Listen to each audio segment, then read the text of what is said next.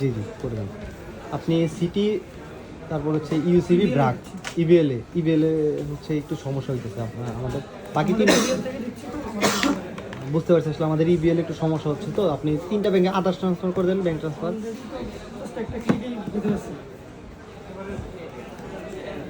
আমাদের একটু ইবিএল ব্যাংকে একটু সমস্যা হইতেছে, তো এই জন্য আপনি ওই উপর তিনটাতে করতে পারেন, তো আদার্স ট্রান্সফার এনপিএসবি তো যে কোনো ব্যাংকে হবে।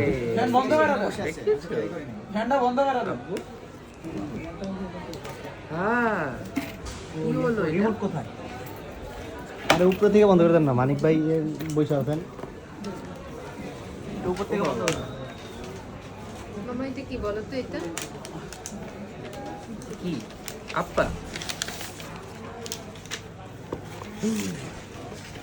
কেমন নাও?